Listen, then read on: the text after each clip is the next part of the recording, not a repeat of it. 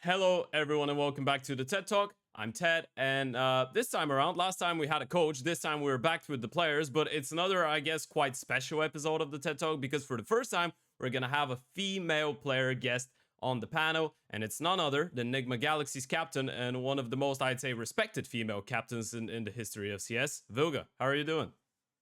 Hi, thank you. I'm good. How are you? I'm doing fantastic. I'm doing really well. Actually, I was really excited going into this interview because, as I said, you are actually the first female player I'm going to be interviewing. I've done written interviews with Joanna, the Bulgarian player, but it's not quite the same when you're having the conversation. And the reason I was really excited to have you on the panel, your career goes back in time quite a lot, and I don't think people realize that. So I'm gonna start it off from the get go. Tell us the story. How did you get into playing video games in the first place? Well, I think many players who are now playing professionally right now, we all started from very young age, with friends or with brothers or sisters and all that. I think I started loving video games when I got my first it was Dendy, the console basically Mm-hmm. when I was, I don't know, 5 years old. It was very big present for me. We weren't like rich, and I got this, and it was huge, but parents didn't let me play it all the time, but still I played it a lot, and then I played with friends, of course. And I don't know, just slowly and slowly, like my friend showed me Counter Strike. We played a lot on LAN servers, online, offline servers, all this. And yeah, since then I guess it's all started. And then when I was like 14 years old, I got my first PC and I installed Counter Strike, and yeah, since then I've been grinding it. Yeah, I wanted to ask you obviously because you are Russian, and that's the Eastern European part again. And we know how Eastern European parents could be with video games, especially back in the day. It's not nowadays. People are a lot more open minded towards it, right? Because obviously you have the esports scene, you have people making careers out of it, and all of that, and everyone's being successful in their own way. But back in the days, it wasn't quite like that. I remember you were playing CS even before me, and I remember my mom would just right click delete the CS icon from the desktop of the PC when I was young. Did you have those problems when with your parents when you were growing up, trying to explain to them how you're enjoying that instead of maybe going out and playing with friends, or even at times doing your homework? You're like, yeah, I want to stay on my PC, and I actually want to play that video game. Okay, well, my mom still doesn't know how to delete even the icon from the PC, so I was never worried about it. But I mean, I was a great kid, I was doing everything I'm supposed to do. Like I was studying, I was walking outside with my friends, I was doing the homework, and basically, yeah, I was just doing everything my parents wanted me to do. Like go to the school, go to university, um, and Counter Strike this whole time was like my kind of hobby, especially like in the beginning. Obviously, like I would Mm-hmm. come from back from school, I would do homework, I would go walk out with my friends in the yard. Like technologies weren't there that big back then. And then if I have time, let's say, or if I'm allowed, when I was a kid, and then when I was growing older, of course, afterwards as well, like in the evening, I would always have time to play, and I didn't have any problems with my parents. Then when I first got first my sorry when I got my first team, Mm-hmm. it was around 2008. Yeah. I think I was studying in university already, so I was, kind of completing this base education that we were supposed to get. And it never got in the line of anything. Basically, I was just doing and I was also doing sports, so I don't know, I had time to do everything. Okay. And then eventually, like when I graduated from university, I got my first job, and I was working and I was playing already, kind of like semi-professional. I Yeah. was not getting paid, but I was kind of like, grinding the game already. um I think it was with Bad Monkey Gaming Yeah. when I was playing right? We got we got the contract from Team Secret, and this is when basically my salary in Team Secret would be bigger than the salary I was getting working 5-2 Yeah. every day, like, right? Just an office job. So yeah, my mom. She was very supportive of this decision, Hmm. and nowadays even she's watching every game, even when we play in Dallas, in the, like in America at 4 a.m. she would watch Yeah. my game. So yeah. That's pretty wholesome, to be fair. That's really, it's really nice to know that there's a person on the other side of the world that would wake up at 4 a.m. to watch you Exactly play. right. Yeah, it's great. Before we get into the secret days, though, I wanted to stay a little bit because obviously you did say that in 2008 you started your career, I guess, semi-professional on Liberty. You were playing 1.6, obviously back then. Uh, I wanted to ask you because you did say that you were quite good at finding the balance between, doing your studies, working, obviously graduating before that, and then Hmm. playing CS simultaneously. But when was that moment? Was it a moment, or was it kind of like a swift transition of realization that you would rather actually play as a full-time job than proceed with your normal career? Because obviously back in the day, in 1.6, in the early days of CS:GO, even for the male scene, which was already, getting a bit more developed, it was still tough for some players, and you still have people like, for example, Carrigan saying that he didn't know if he could play full time up until, let's say, 2013, 2014. And for the female scene, I guess that it was even more tough of a choice to make and be like, okay, I will actually try and make this a full time job. Okay, so, well, it was a long time ago, but what I'm thinking right now is that basically, when I played 1.6 up until 2012, I didn't think that this game can be my future. It Okay. was just an interesting hobby that I had, right? It was Mm-hmm. something that, I don't know, like I was also playing tennis, and it was the same for me, right? But like the thing is that like I'm like I want to be the best in what I'm doing basically, right? So when Yeah. I was playing tennis, I was thinking of like how much I should train and what I can improve, what I should work on.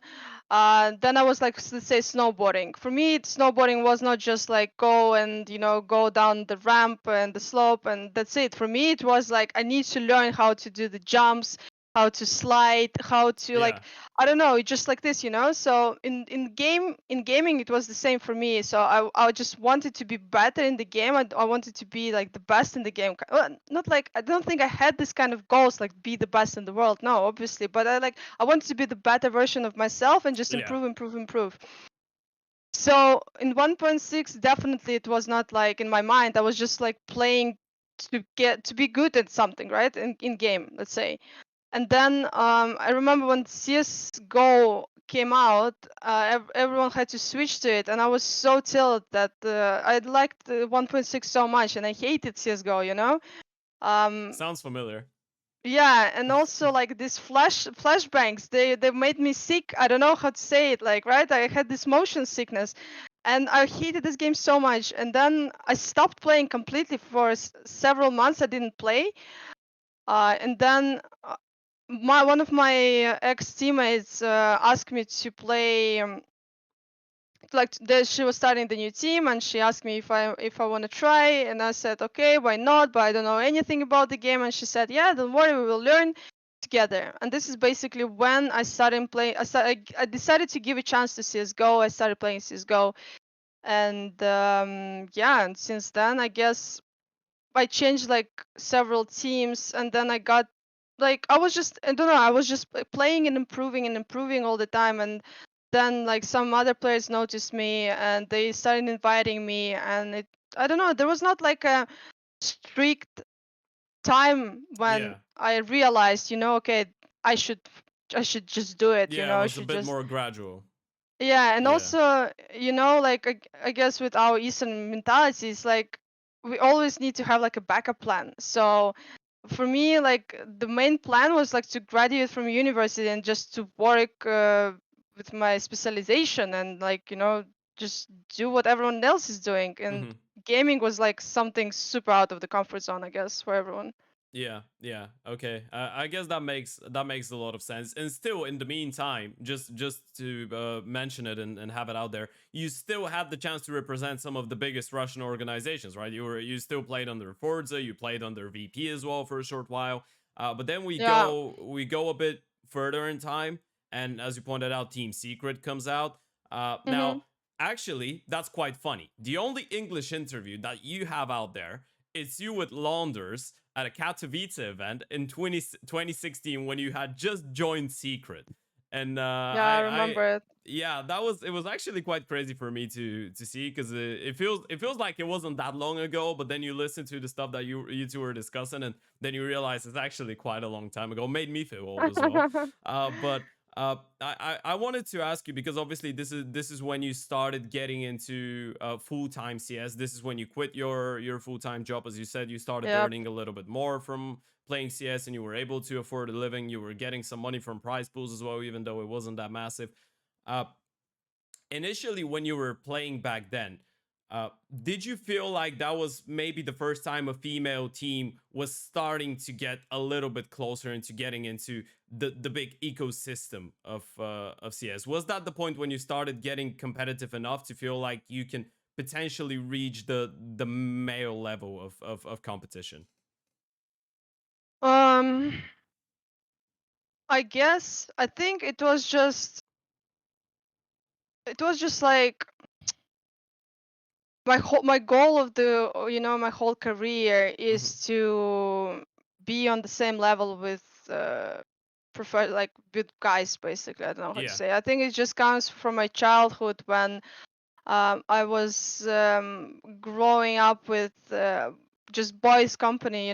There was like only one girl, and there were like, I don't know, seven boys, six boys. Like since I was, I don't know, 5 years old, we yeah. had like this company, and there were only guys and me, and another girl joined. But basically it was always like this. They would beat each other, they would like play football, play balls all the time, like do karate. And for me, because I was obviously weaker, Hmm. physically, I wanted to be on the same, and I always was trying to be. I can do the same. I can like hit the ball as well. I can like, just Yeah. just wanted to be like, I guess, as strong. And at that time I didn't realize that it's fine to be weaker, physically, like, but mentally I was the same. I Hmm. wanted to be the same. So um s- when I started playing like games, Counter Strike, for me, like, it was never like like, it was never a goal to compete against female teams. Obviously there were amazing female teams that I knew. For example, Russian teams. We had like the biggest Russian team. It was called Megapolis, Yeah. who later was called like Force. And they were like biggest example for me. Also, like Ub United from America. There were like Potter, like, for me they were like big examples that I want to be like them. But at Yeah. the same time, parallel in my mind, I don't know how to explain it, but it was like I was still thinking, okay, they're great, but I need to aim not to be like them. I need to be like guys, just play like same guys, because like male players just play better, they understand the Okay. game better, they have Hmm. more experience.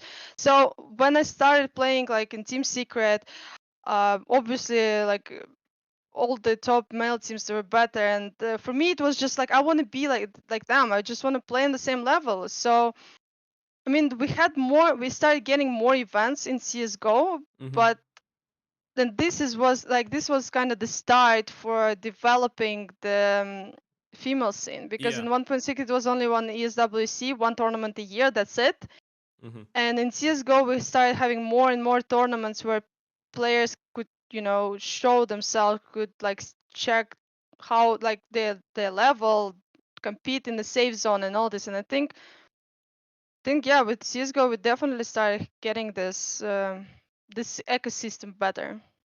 Okay, and I wanted to ask you because obviously Team Secret happens. You guys played together for a long time, and then you went into a bit of I guess I'm not gonna put it as a chaotic change of teams, but across a couple of years you changed a lot of teams. You played with a lot of players. You've played with I dare to say maybe 90% of the most skilled female players in the history of CS:GO. Maybe Yeah. you've been on a team on with rather. Which is the team? Obviously, we're not counting Nigma in that because obviously we're gonna say Nigma right now. But which was the team that you felt you were on the Nigma. most right path to success, if we could say it like that, if we're not counting Nigma? So prior to joining Nigma, which was the team with which you were feeling the most competitive and you were feeling like you were starting to actually get the closest to the way that you wanted to approach the game and play the game? Of course, it was Team Secret. I mean, no doubt it was Team Secret, right? We had the strongest players, the players in the world. We were winning everything for Mm-hmm. what, like 2, 3 years in a row. Um, we had we had like, I don't know how to explain. It's different from what I have right now. There, I felt like I had competition with players, right? Because I was also like inexperienced, like comparing to now. Um, but before I was like, I felt like I need to compete with everyone on the team. I need to be better than anyone on the team, and I feel like players had the same kind of feeling as well. So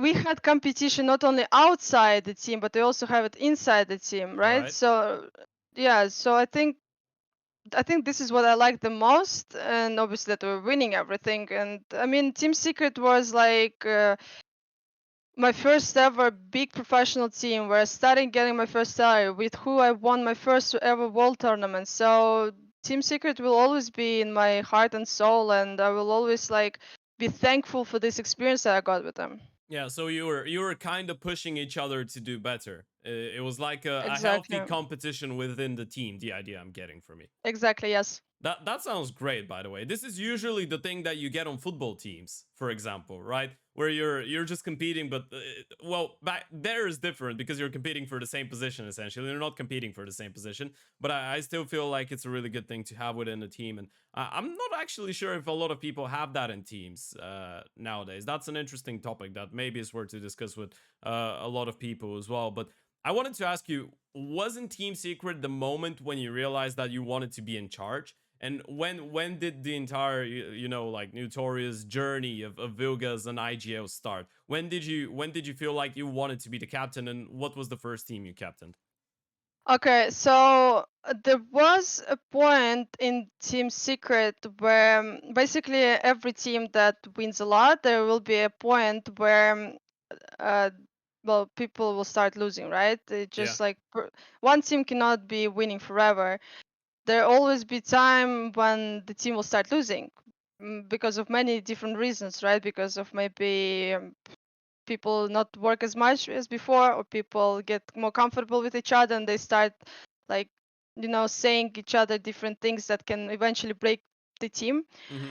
And or like, I don't know, another team is just working harder than, that's it.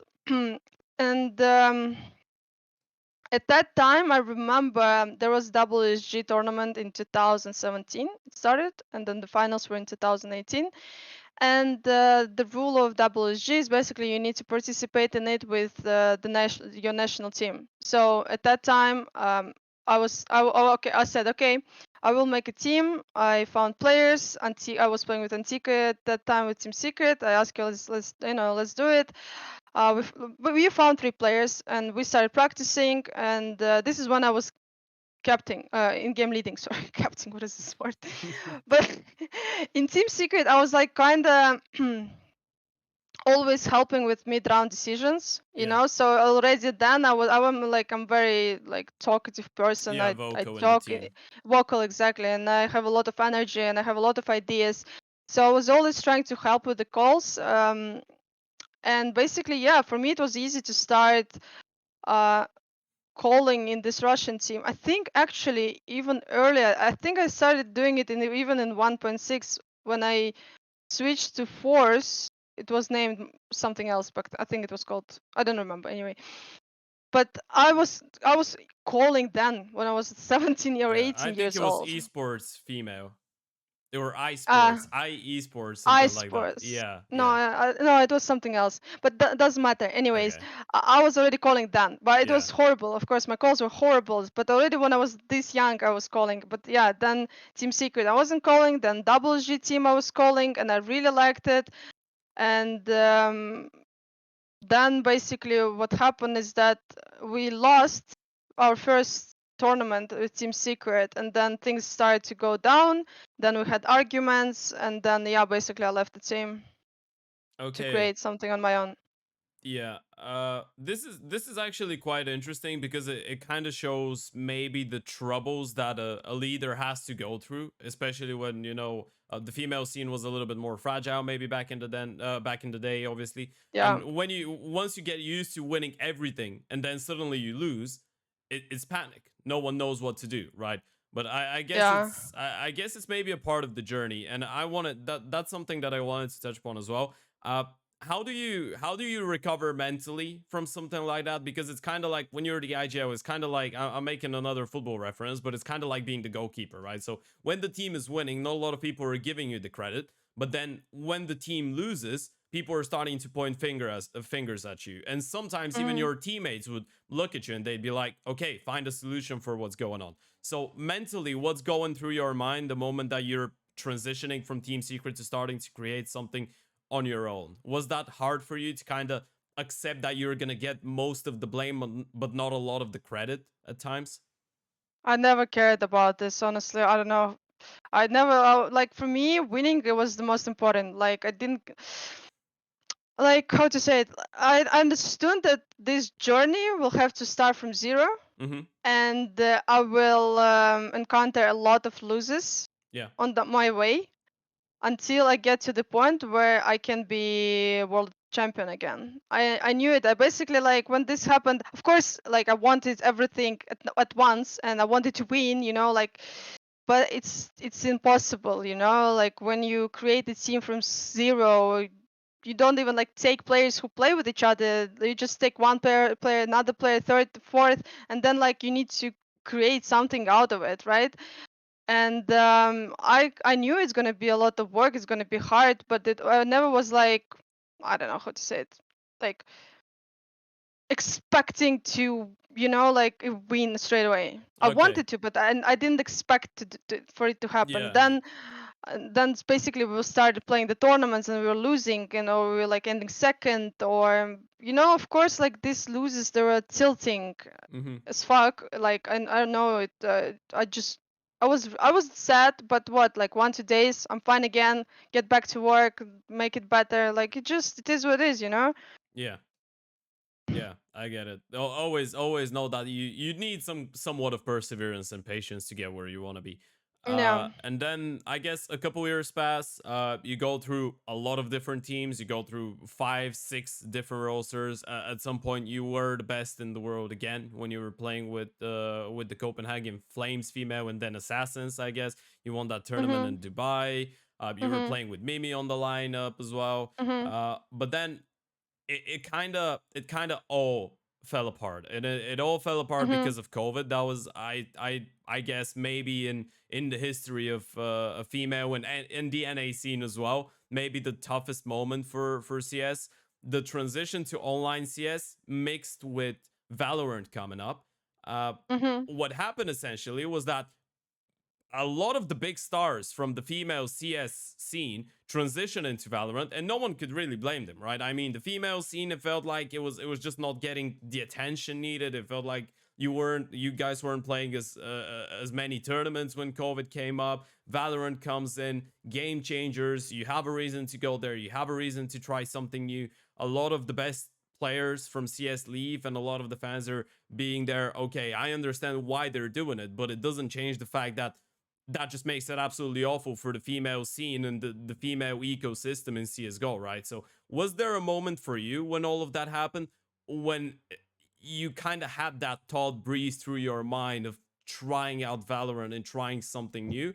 Or were you always true to the cause and to CS? Of course we were. What do you sorry. Okay, so what happened was that we won this tournament and in Dubai. Yeah. Go Gamer. We won it. And then what happened?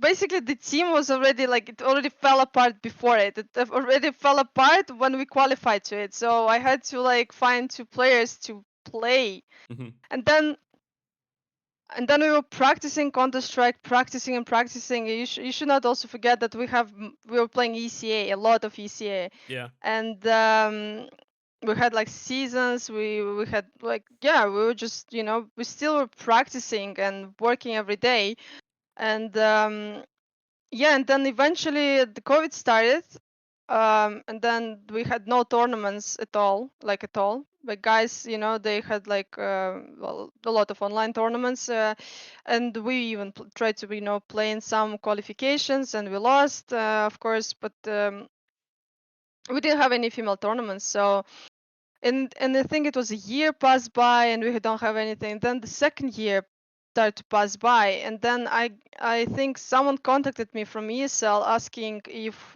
we would be interested in participating in the tournament that they would want to make in the next year, and I said, of course we want.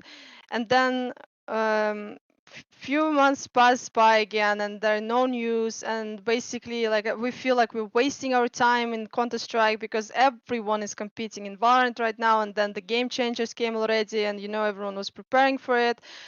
And then we started having these discussions. Okay, maybe we should start switching to Valorant. We maybe should Hmm. start playing it. And then we thought for a week, for second week, and then we were like, okay, let's do it. And then 1 month we started practicing. I remember I played Valorant in 1 month. I played every day. I swear for like, I don't know, 14 hours. I played 12. I don't know. I just remember I woke up and I would turn on PC and I go in Valorant. Because I had like so much to learn, and we missed basically like a year if we would want to compete in it. And then, or even more, it was 2 years, and Hmm. then I got immortal in 1 month, and I was so happy about it. But with practice with the team, it was so bad because no one like understood anything in the game. Everyone was so bad. We were so bad. We couldn't understand anything. We were just yelling. I think I never yelled that much in my life. How I yelled during the Valorant practice, I swear. But everyone was so sad and disappointed. I remember that it was dark times in our team. It was just dark times. And then 1 month passed by, and then ESL announced ESL Impact. And I remember this time when I go in TeamSpeak, and everyone's, have you seen the news? Have you seen the news? And then I remember Anna like, fuck Valorant, and I think she deleted it the same second, same day. But yeah, everyone was really happy that it happened, and we were like, yeah, fuck this shit. Sorry for what I'm saying, but this is It's fine. exactly It's what was fine. It's fine. happening. And then, and then we just started playing CSGO again, and we were all very happy. Yeah, I guess the rest is history, I guess they say. Uh, I wanted to ask you about it, obviously, because it kind of feels like Valorant and the online era nearly killed female CS. And apparently, most of you guys actually went in and played Valorant for some time. Of course, some of the other players are still in Valorant. Mimi, Petra, all of those guys, they're still Hmm. playing Valorant. Yeah. Giuliano and Zas just recently came back to CS as well. Uh, but do you feel like that kind of gave the female scene a bit of a restart, and it kind of opened up space for some newer names to come into the horizon when ESO Impact got announced? Yeah, 100%.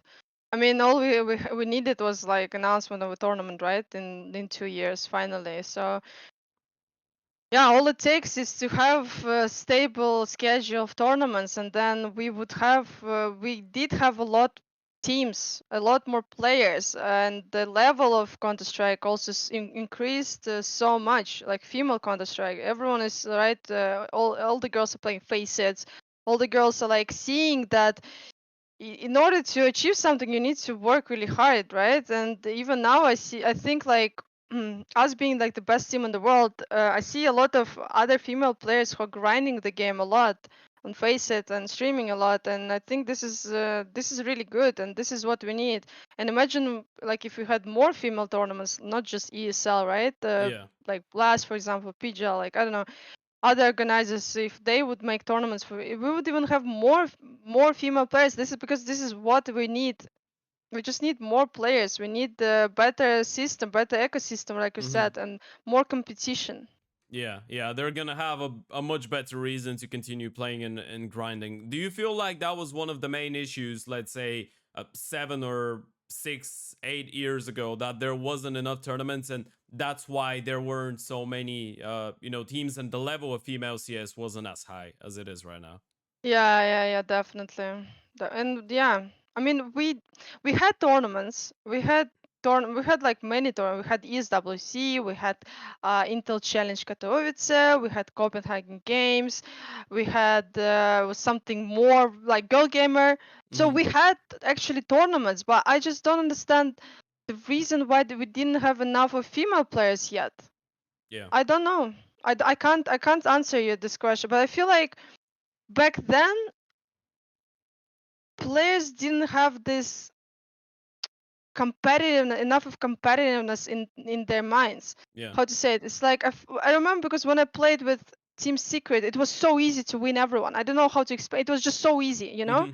Like we were just winning, and it was like sometimes the finals would be like 16-5, 16-4, and then I mean like I didn't feel like the other teams believe that they can win us. Yeah. That's how I Yeah. felt, right?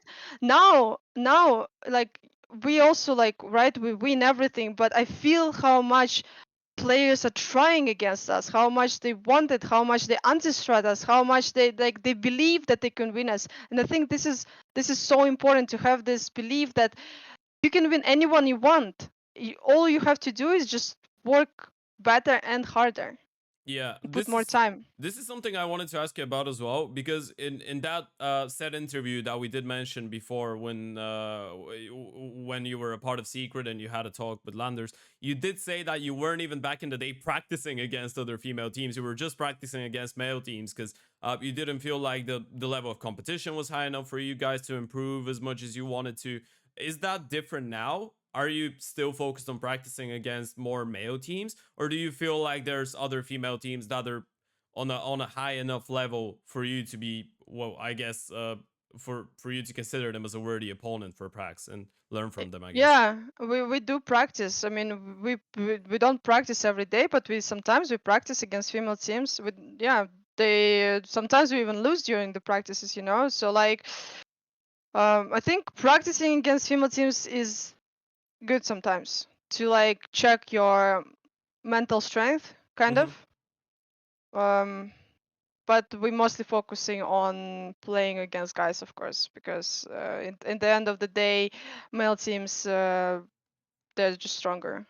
Yeah, I wanted to ask you. Obviously, this is a pretty awkward question to ask, but Hmm. I was really uh, kind of looking forward to it, because in the end of the day, you're probably the most experienced female player in the world right now, and the one that has been a part of a top team for the most part of their career as well, which is not something that anyone else could say. But what do you think the reason is for this difference in the level of competitiveness? What the difference of Well, what, I guess sir? I guess the fact that you're not able to still catch up to the level of some male Uh teams. huh.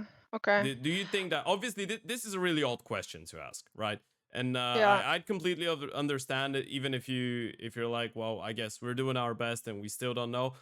But I'm wondering, because as you said, you've always been competitive. In my opinion, you are one of the smartest female players as well, and you've had some pretty, I'd say, dominant eras as well in the female scene. But what do you think you guys have not been able to kind of do that would make you close enough to compete with some of the really good male teams?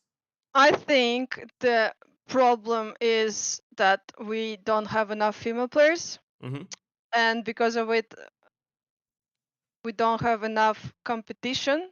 Okay. And because of we don't have enough competition, the level of female scene is, I mean, it's raising, but it's raising really slow. All right. So like, because if we had many players, let's say instead of like having, let's say, I don't know, 1,000 good female players, Yeah. I think I'm even exaggerating this number. we would have, let's say, 10,000, right? Yeah. Or 100,000 players. All right. And then basically you just have more competition. You just have like the problem originally, the problem of all of this is that female players don't feel safe when they play against, like, I mean, on faces, right, or on matchmaking. They don't Yeah. feel confident. I know myself, like, for example, even I, like myself with my experience, right, if I go Mm-hmm. solo, I mean, it depends on my mood, right? If I'm like, I'm just cold-blooded, I don't care, I'm ready for any hate I will get.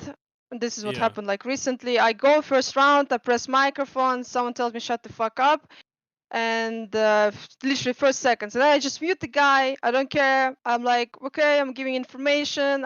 I know like I'm like top fragging and all this. Yeah, Like but it sometimes I can shouldn't have. be happening like that. It Like shouldn't be. even if you're not in the mood to be, Exactly. a nice queen, pretty much, it shouldn't be happening like that. It's not It's the way that not. things should be. Exactly, and it's me with experience, and I Yeah. know myself as well that if I let this in my head, I Mm-hmm. will just play so unconfident, so scared. I would be afraid to do everything because I don't want to piss this other guy in my team, random Yeah. guy. But it shouldn't be Yeah. like this.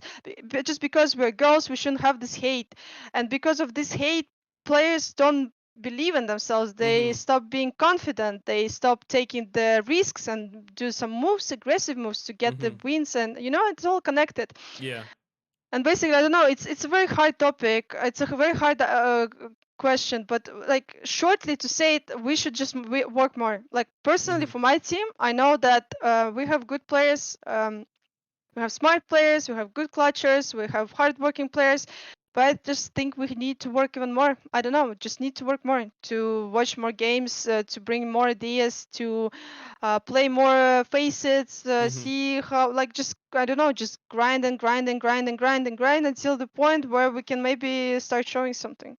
Yeah. I think I I don't know. think by the way, your answer here, because as you said, this is a pretty odd question to answer. And obviously I feel like nowadays a lot more awareness is being spread to kind of try and fight that negative reaction that you're getting from the other side, which is a really positive thing. And For with sure. time, hopefully with time, it's gonna get even better. And the ecosystem of female CS is developing massively thanks to well, I guess 99% to ESO impact right now. But uh, Definitely. one of the reasons that I wanted to have you on for an interview was that final part of your answer. The fact that you've mentioned hard work so many times so far in this interview is absolutely mind blowing. Because in the end of the day, you do have the reason to say, there's this factor and this factor and this factor that is stopping me from competing with, let's say, Carrigan, let's say. But then in Yeah. the end of the sentence, you are ending it with, I just need to work harder, which I guess shows a lot of, I guess you're trying to hold yourself self accountable for everything that's happening, which I think is a pretty healthy mindset for anyone competing in sports, esports, and whatnot. And with all of that, because obviously that was a bit more of a, I guess, negative slash realistic thing that we wanted to talk about, but I want to focus Mhm. a little bit more on you as the way that you think and the way that you IGL, because obviously now that we've gone through most of your career, you've been playing CS, maybe not full-time pro only, but for 15 plus years, right? Or around 15 years Mhm. you've been playing Yeah. CS. So after that time and after all the years of being an IGL and playing with so many different players, what would you say is the best recipe for a captain? What do you think that a dream captain should be, and what do you think the dream environment in a team should be for it to work? It's kind of like Okay. asking you about your perspective on how the game should be played and approached, I guess. On how I am as a captain because we have everything perfect. Yeah, I'm yeah. If kidding. We if you want don't. to look at it through that perspective, yeah, No, okay. So like, okay, I guess I can share what I think and what I'm trying to be, who I'm trying to be. yeah. So, first of all, I think the captain should be a very strong-minded person Mm-hmm. because this is the person who leads the team by example. Yeah.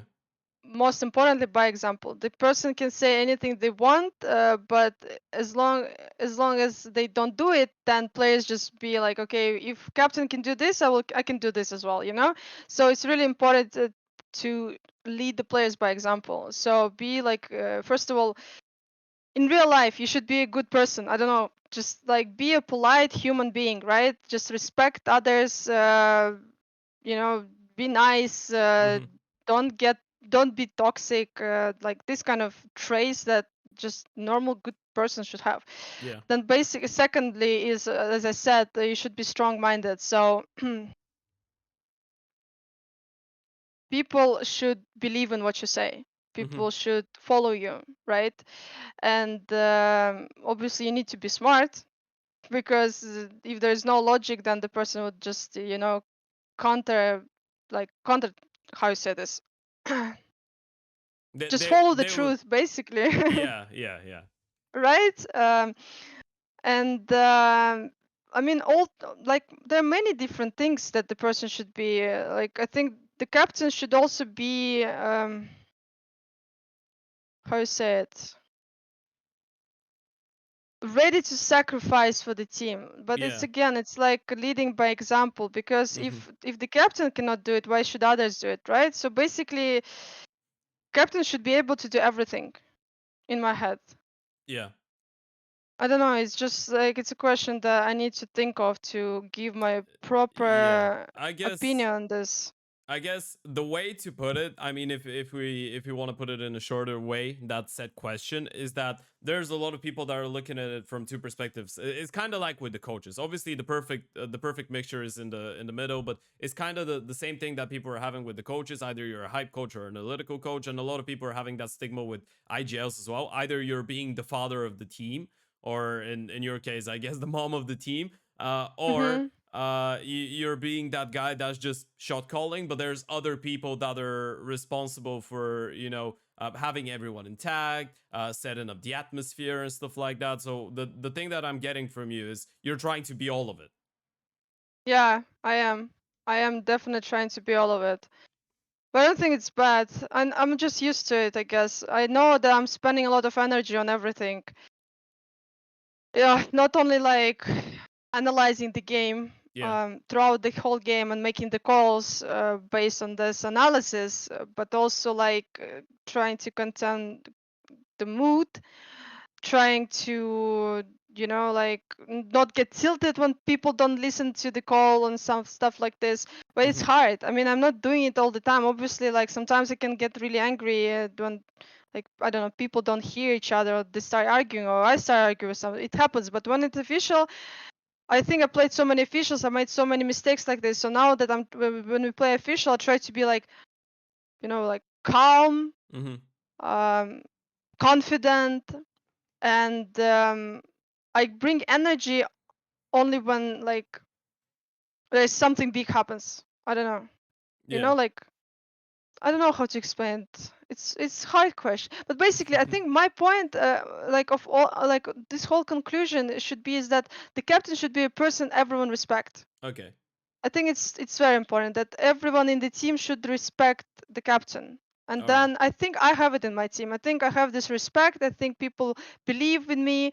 They will follow me, no matter what, basically. And I think that's really important to have in a team. Yeah, I mean it's pretty much the end goal. If you ask every single IGL out there, I think they'd give you the same answer. As soon as your players believe in you, this is when you feel at your best. Which is Exactly. it's really great to hear that you have that enigma. And I guess the results are showing it. I mean, you guys have been slaying it for the past couple of years, and dare to ask, is Nigma Galaxy the best ever female CS:GO team? 100%. You feel so? The 100%. most Of dominant ever, course. even more than Secret, more than Copenhagen Flames female, more than any other 100%. team. I achieved the most with the Nigma Galaxy. 100%. I got to the my I, like I won main with them, right? With my Mm-hmm. team. We stayed in main for like so many seasons.